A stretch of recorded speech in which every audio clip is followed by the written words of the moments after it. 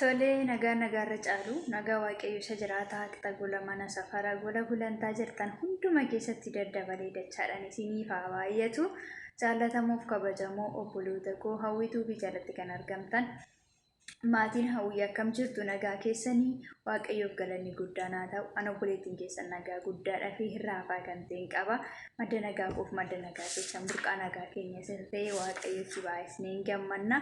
Waaqayyoof galanni guddaan haa ta'u. Maqaa waaqayyo isa jiraataa eebbifamu. Gooftaadhaan gargaaramee eegamee ani nagaa guddaa irraa afaan qaba. Baga nagaa taatanii, baga eegamtanii, baga gargaaramtanii isiniin jechuun jaalladha. Waaqayyo isa nagaatti nu eege, isa nu gargaare, isa nu wajjiniin ta'ee fi galata baay'isnee laanna. Maqaan gooftaa keenya maqaan Yesuus Kiristoos bara baraan haa ulfaatu. Egaa guyyaa irraas deebi'ee dhufeera.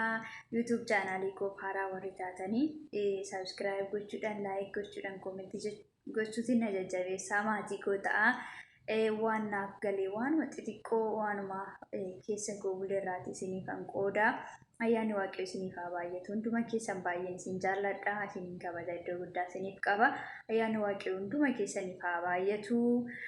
Isiniin jechuun jaalladha. Guyyaa irraa immoo mata duree gabaabduu tokko obsa waan jettu irratti walii wajjin ni ilaalla. Egaa obsa jechuun maalidha? Waan tokko gaafa nurratti ta'u karaa ittiin keessaa baanu maalidha? Obsadha jechuudha. Obsi galaadha. Obsi galaadha. Dhugaadhumaanii obsi galaadha. Namni obsa qabu galaa qaba yoo jenne nun qaanessu, nutti sin xiqqaatu. Itti xiqqaata malee jechuudha. Galanni waaqayyoof haa ta'u. Namni obsa qabu obsaan kennaa waaqayyo namaaf kennu keessaa tokkodha. Akkuma faarfannaa, akkuma lallabaa, akkuma ayyaana waaqayyoo keessaati obsi kennaa tokkodha jechuudha. Namni obsa qabu waan hundumaa qaba. Waan har'a keessa jiru osoo hin taane abdii isaa isa boru sana waan ilaaluu fi rakkinni yoo isatti dhufeyyuu obsaan keessa dabarseetu iddoo boru abdatu sana, iddoo boru ifaa sana ga'uudhaaf obsa qabaachuu qaba jechuudha. Namni obsa qabu galaa qaba. Obsi galaattiin fakkeeffama. Galaa jechuun waan guduunfatanii karaa fagootiin adeemanidha. Karaa ga'anii waan ittiin nyaatanii, waan ittiin jabaatan, waan ittiin humna ofii haareffatan jechuudha. Kanaaf galaa yoo jenne, obsi galaadha yoo jenne in ta'a jechuudha. Obsi maalidha? Galaadha. Obsi galaadha. Maaliif kan galaadha obsi jedhee namni obsa qabu karaa irraa deemu hundumatti maal ta'a? Hin milkaa'a jechuudha. Maaliif namni galaa of harkaa qabu tokko gaafa galaa isaa fudhatee sokku waan nyaatu sana karaatti nyaatee, fakkeenyaaf karaa fagoo deemna yoo ta'e, daandii dheeraa deemna yoo ta'e galaa qabaachuun barbaachisa, bishaan qabaachuun barbaachisa jechuudha. Egaa galaan immoo bishaan, nyaata fi uffatadha. Isaan kana yoo qabaate namni karaa ga'ee yoo dadhabee bishaan sana dhugee jabaata, nyaata sana nyaatee jabaata jechuudha. Maal godha? Humna isaatti haareffata jechuudha. Kanaaf obsi maalidha? Galaadha. Amma eessa ga'utti, amma galma ba'eef sana ga'utti yoo galaasaa sana karaatti hin nyaatate, humna isaa haareffate, jabaatee maal godha? Gara galma deemsa isaa sanatti itti fufaanii jechuudha. Namni galaa of harkaa qabu. Namni galaa of harkaa qabu yeroo hundumayyuu abdii qaba. Yoo dadhabes akka jabaatu waan abdii qabuuf maal godha? Galaasaa sanatti fayyadama jechuudha.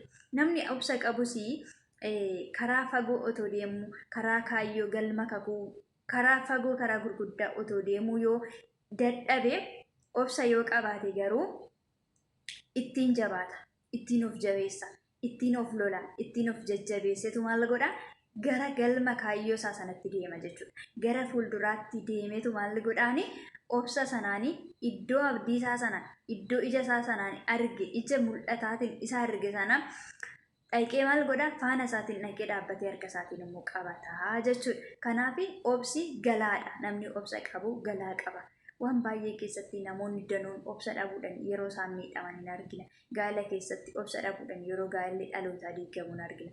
Obsa dhabuudhaan yeroo itti jireenyi namaa milkii dhabu hin argina. Obsa dhabuudhaan yeroo itti waaqayyoon eeggachuu dadhabanii kakuu isaaniis irraa fiigan hin argina. Saba Israa'el yoo fudhanne waaqayyo isaan abdachiisee biyya aananii dammaa sanatti sinan galchaa jedhee waaqayyo gaafa karaa isaan jalqabsiisu isa waaqayyo maannaa waaqarraa isaanii farcaasee isaan nyaachisaa ture sana isa halkan utubaa sibiilatiin duumessaatiin guyyaa utubaa sibiilatiin isaan geggeessaa ture sana irraanfatanii maal yaadatanii dabaaqula biyya Gibxii sana nyaannee otoo bullee isa nuuf wayya jedhanii obsa dhabanii gumguma Waaqayyo irratti. Karaan isaan guyyaa 40 deemuudhaaf mala waggaa 40tti ta'e. Kuni maaliif eebba keenyallee dudduubatti nu jalaa dabarsa. Maaltu obsa dhabuun jechuudha. Waaqayyo irratti gaafa kaanu ofii keenya irratti gaafa gungumnu iddoo yaanne sana hin geenyu ganaa deemsa haaraa nu jalqabsiisa jechuudha. Maal dhabuun obsa dhabuun jechuudha. Gaafa obsa qabnu garuu maal goona jabaannee itti adeemne iddoo sana geenyaa jechuudha. Galanni Waaqayyo isa jiraataadhaaf haa ta'u. Warri obsa qabdan gammadaa jabeeffadhaas. Warri obsa hin qabne immoo shaakala. Obsi shaakaluudhaan isinuma dhufa. Inni kan biraa obsi egaa saba Israa'el irratti maaltu ta'e saba Israa'el irratti ganaa waggaatu itti dabalame jechuudha. Silaa guyyaa 40 ji'a tokko gidduutti kan dhaqanii eebba isaaniitti walitti ba'anii ganaa waggaa 40 itti fudhate. Isaan iyyuu immoo maal ta'anii warri beela'anii karaatti warri dhuman jiru waan garagaraatiin karaa irratti warri dhuman iddoo kakuu isaanii sana warri hin gahin jiru jechuudha. Garuu warri obsa qaban sun warri turanii eegassuun maal godhaniiru dhaqanii ga'aniiru galma isaanii jechuudha. Akkasuma obsi maalitti fakkeeffama? Riqicha ce'umsa dhala namaati. Riqicha ce'umsaati. Egaa namni galaana guddaa tokkorra kan ittiin ce'uu danda'u riqicha yoo ta'e malee waan kamiiniyyuu ce'uu hin danda'u. Maaliif galaanichi fudhatee deema waan ta'eef jechuudha. Garuu yoo riqicha qabaate galaanni suni yookiis immoo dildila jechuudha. Riqicha hundumti keessan hin beektu jedhee yaada. Riqicha sanarra gaafa deemnu nu qaxxaamursiisaa jechuudha. Maal nu qaxxaamursiisa? Galaanicha sana kan hin nyaatamne bishaan sana keessatti akka nuti hin gofneef nu ceesisaa jechuudha. Akkasuma kaayyoo keenyatti galma ga'uudhaaf karaa irra deemnu sana ce'uudhaaf galaana rakkinaa baay'ee ce'uudhaaf obsa nu barbaachisaa jechuudha.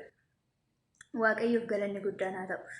Kanaaf obsi baay'ee iddoo olaanaa qaba jechuudha. Jireenya keenya keessatti iddoo olaanaa qaba jechuudha. Namni obsa qabu riqicha qaba, waan ittiin ce'u, waan ittiin keessa darbu qaba jechuudha.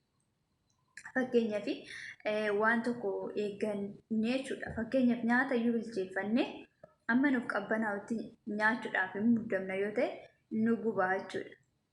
Maaliif akkana jedhu mammaaksa tokko bilchila eeggattee qoonqoon bilchila eeggattee ta'u qabban eeggachuu dadhabdi jedhu. Egaa inni kun immoo maalidha? Obsa dhabuudha jechuudha. Kanaaf yoo obsa qabaanne gubaa sana jalaa hin baana. Ani kana fakkeenya nuuf fudhadhe gubaa jireenya keessatti nutti dhufu hunduma keessa kan ittiin nuti harkaaffannu obsadha jechuudha. Kan ittiin iddoo yaadne sana geenyu obsadha jechuudha. Namni obsa hin qabne karaatti kufee hafaa, iddoo hin taanetti kufee hafaa.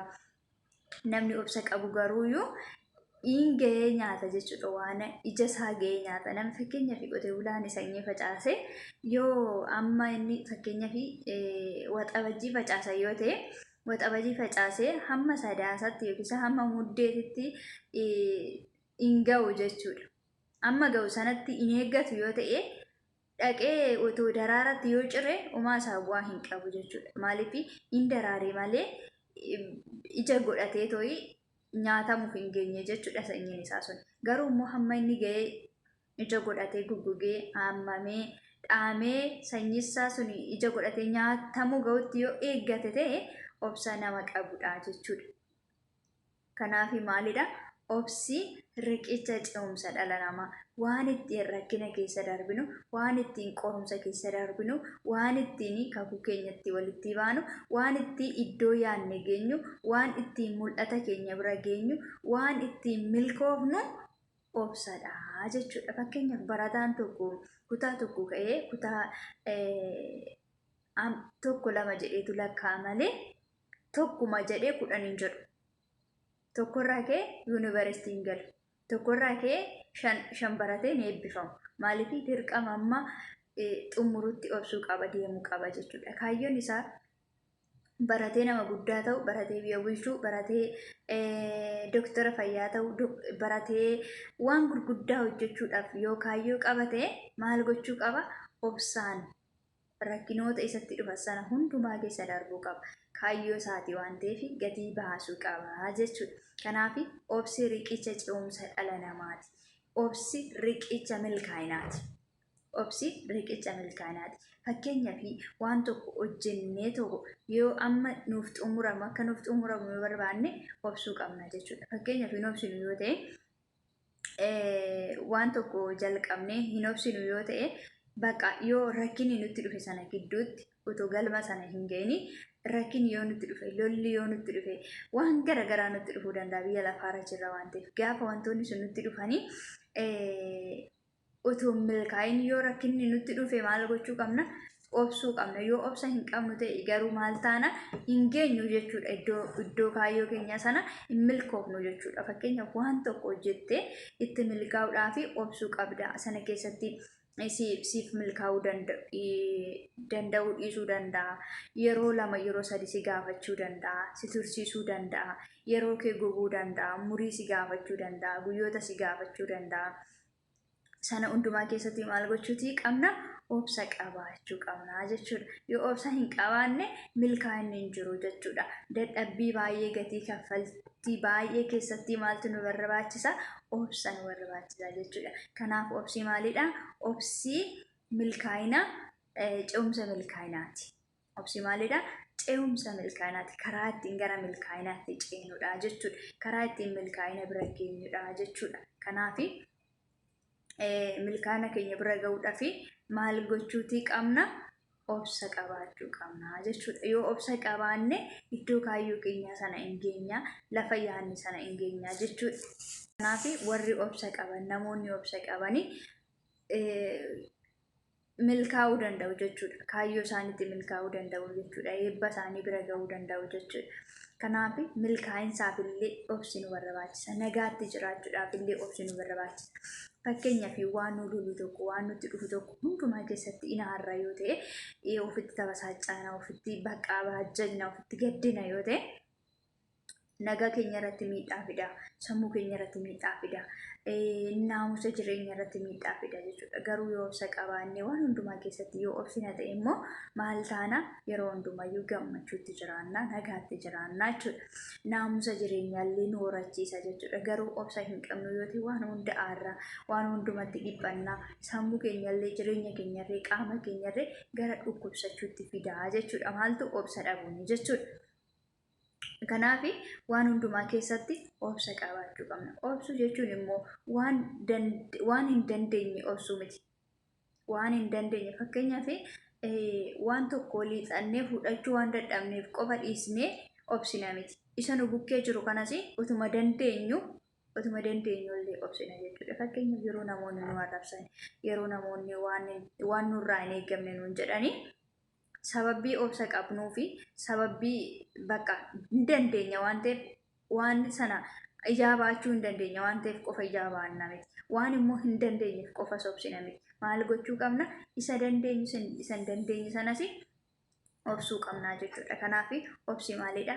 Jireenya keenya keessatti iddoo guddaa qaba jechuudha. Naamusa jireenyallee nu barsiisa jechuudha obsi. Kanaaf jireenyi obsa qabu yoo qabaanne waan hundumatti milkoofna, lafa kaayyoo keenya hin geenya, naamusa jireenyaa hin barra, jireenyi keenyallee nagaatti eegama, sammuun keenyallee boqonnaa qaba, namoota wajjinillee walii galla, waaqayyo wajjinillee walii galla, ofii keenya wajjinillee walii galla. Namni obsa hin qabne immoo ofii isaa wajjinis wal lolaa oola, jireenya isaa jeeqaa oola, maatii isaa jeeqaa oola, hiriyoota isaa wajjin walii galtee hin qabu, waaqayyo wajjin walii galtee hin qabu, lafa hojiitti walii galtee hin qabu. Karaa hundumaanii maal ta'a? Eekamaa lolaa aaraa ta'a oola jechuudha. Kanaaf namni kaayyoo qabu, namni obsa qabu riqicha qaba, namni obsa qabu galaa qaba, namni obsa qabu milkaa'ina qaba, namni obsa qabu eebba qaba, namni obsa qabu nagaa qaba, namni obsa qabu gammachuu qaba jechuudha. Kanaaf jireenya keenya keessatti obsi iddoo guddaa nurraa gahee guddaa taphata jechuudha. Kanaaf waan hundumaa keessatti obsa qabaachuun baay'ee barbaachisaadha jechuudha. Kanaaf obsa qabaadhaa, obsa hin dhabinaadha isiniin jechuutiin jaalladha. Isa kanadha. Obsa jechuun waan baay'eetti fakkeessuu dandeenya. Waan baay'eetti fakkeessuu dandeenya. Obsi waan baay'ee bakka bu'a, waan baay'ee bakka bu'a waan ta'eef obsa qabaadhaa, obsaan dhabinaa isin jechuun jaalladha. Namni obsa qabu gaa yeroo hundumayyuu itti dadhabee itti dafqee nyaata. Namni obsa qabu gaa yeroo hundumayyuu otoo ari'atamuu eebbatti ba'a. Namni obsa qabu utuma tuffatamuu utuma waan baay'ee ta'uti iddoo ulfinaatti bahee mul'ata. Kanaafuu obsi iddoo guddaa qaba jireenya keenya keessatti milkaa'inaa fi nu qopheessa waan ta'eef obsa hin dhabinaa, obsa qabaadha. Yeroo hundumaa warra obsan nama obsa qabu ta'a.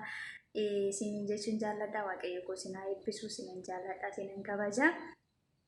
Naaf eebbifamaadha. Ayyaanni Waaqayyo isiniif haa baay'atu. Isiniin jechuutiin jaalladha. YouTube chaanalii koo immoo subscribe gochuudhaani maatii koo naaf ta'aadha. Gooftaan isin haa eebbisu, isinan jaalladha. Shaaloom. Amma walitti deebinutti ayyaana Waaqayyo keessatti naa eegama. Ulfaadhaa, jabaadhaa. Isiniin jechuun jaalladha. Shaaloom.